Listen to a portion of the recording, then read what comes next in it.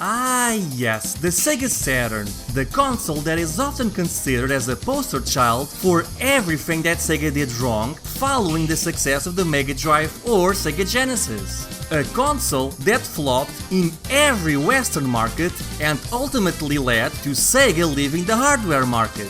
Most seem to think that Japan was the only market where the Sega Saturn was well received.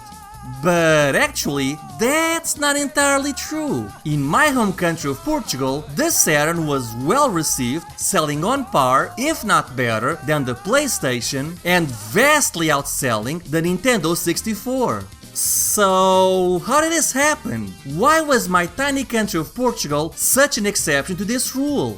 That's what we're looking at today.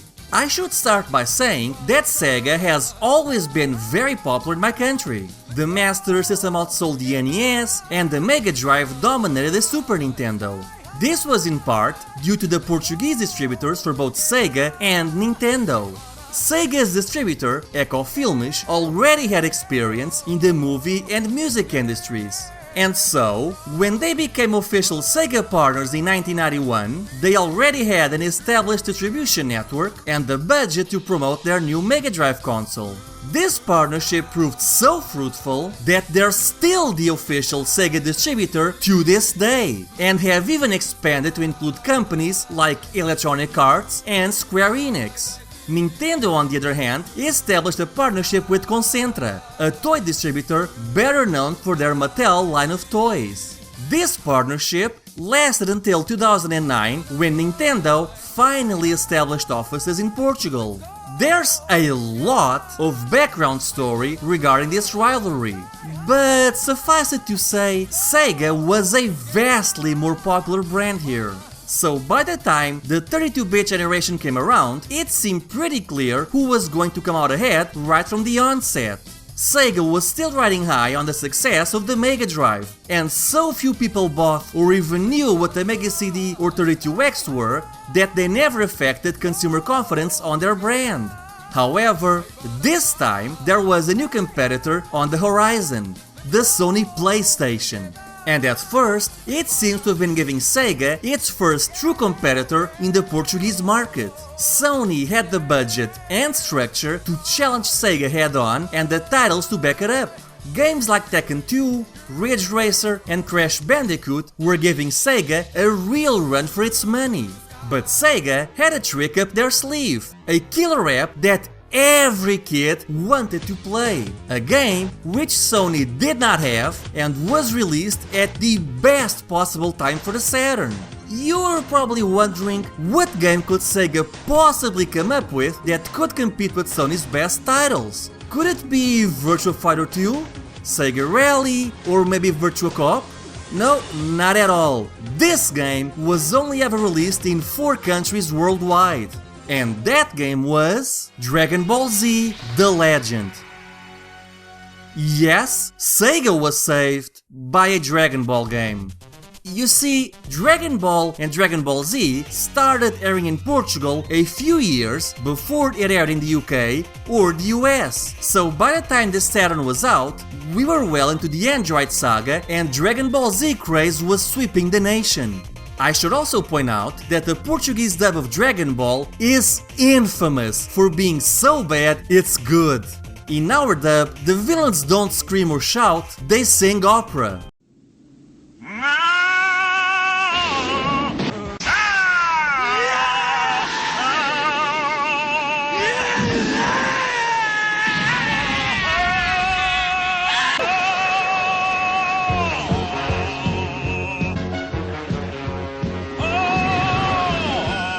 And the dialogue was riddled with gags and pop culture references. My favorite one being when Pui challenges Goku and Vegeta to a fight, and Goku looks at the camera and says, "This guy has no idea we still have 60 episodes left."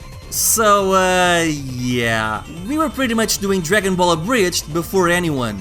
Despite that, Dragon Ball Z was insanely popular and Sega clearly saw an opportunity in porting the game to Portuguese shores. But now, here's the thing. They weren't the only ones to do this. France and Spain also imported and translated the game onto their respective languages. We, on the other hand, never got the game translated into Portuguese. Instead, we were sold the French version. Not to mention that the game itself is pretty terrible, and it even had some content removed from the Japanese version.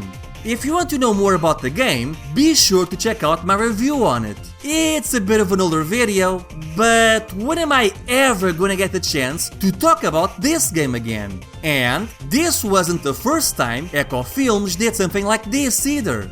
During the 16-bit generation, they also imported Dragon Ball Z Buyu Retsuden for the Mega Drive and sold it in stores. What's funny is that both the cartridge and ROM were Japanese, so it wouldn't run on PAL consoles. So when you bought the game, you had to walk to the store clerk and you'd also get a free copy of this. Gotta love how they got around that issue. Anyway, back to Dragon Ball Z The Legend. The game was pretty terrible, it was in French, and it had content removed. But we didn't care, it was Dragon Ball and it looked awesome. I mean, remember, this is 1996. The console generation was still new, graphically it looked amazing, and it had the high energy of the show. And the game flew off the shelves. I remember going to a friend's birthday party who owned the Saturn, and everyone kept lining up to play this game. Sure, the Saturn had other popular games, but this was a console's killer app, and the PlayStation was struggling to compete with Sega's console. Meanwhile, the Nintendo 64 had a strong launch with games like Super Mario 64, but it was soon left in the dust, and to this day, you're much more likely to find someone who owned a Saturn or PlayStation back in the day than you are of finding a Nintendo 64 owner. The ironic part is that Sony actually could have fought back, because Dragon Ball Z The Legend was also launched for the PlayStation in Japan, but Sony of Portugal never brought it over, even though they could have. Still, I'm glad the Saturn was so popular in my country, because it made it really easy for me to build a sizable collection. For years, you could buy cheap Saturn games in my country for a fraction of their eBay prices. I've bought games like KO2 Flying Squadron, Shining the Holy Ark, and Shinobi X for as low as 30, 20, and even 10 bucks. I still don't own every Saturn game I want, as I'm missing games like Guardian Heroes and Panzer Dragoon Saga, but I did build up a collection of over 60 Saturn games because of it. Sadly, it seems that word has gotten out that Saturn games are worth a lot more money on eBay, and now scalpers are always on the lookout for them so they can sell them on British eBay for up to 10 times the price. In fact, here's a quick exercise you could do right now. Go to ebay.co.uk, search for KO2 Flying Squadron, and count how many of those sellers are from Portugal. But getting back to our story, by late 1997 and early 1998, Saturn sales were dwindling down. Saturn exclusives were dwindling, multi-platform games were always bad on the PlayStation, and Sony's console was getting titles like Crash Bandicoot 2, Resident Evil 2, Metal Gear Solid, and Tekken 3. But Sony still needed to land a final killer blow against the Saturn, and the turning point in the console war finally came with the release of one exclusive PlayStation title that finally knocked Sega off its pedestal. And that game was Dragon Ball GT Final Bout. Yes, Sega was both saved and destroyed by Dragon Ball. Sony's answer may have been late, but man, what an answer! It was a new Dragon Ball game that teased enemies from the GT saga when we were still watching the Buu saga on TV, and it looked amazing. Sure, it may not look like much now, but seeing those 3D character models was mind-blowing and a huge step forward from the Saturn's 2D character models. Of course, once again, the game completely sucked, but again, we didn't care. It was Dragon Ball, it was on the PlayStation, and we had to get it. This was the final push the PlayStation needed, and when we couple that with the lack of support the Saturn was receiving from game developers, many kids ended up selling their Saturn to buy a PlayStation. I remember how I kept begging my parents for a Saturn as soon as it launched, and how I kept saving money hoping to buy one. But by mid-1998, when I finally had amassed enough money to buy a console, I ended up getting a PlayStation and never looked back. And yes, I played a lot of Dragon Ball GT Final Bout, finishing the game with every character and unlocking all the secret modes and fighters. Man, I have no idea how I used to think this was a good game. And that's pretty much it.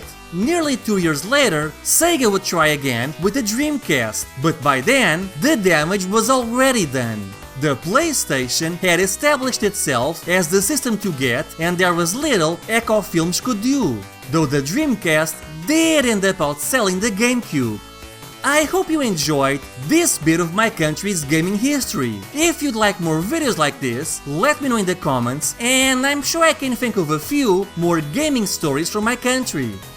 Hey everyone, thank you for watching Stika's Retro Corner. If you enjoyed the video, be sure to like, comment, subscribe, and share this video. All that fun social media stuff. And be sure to hit that notification bell icon to know when a new video is out. Anyway, I hope you have a great day. Bye!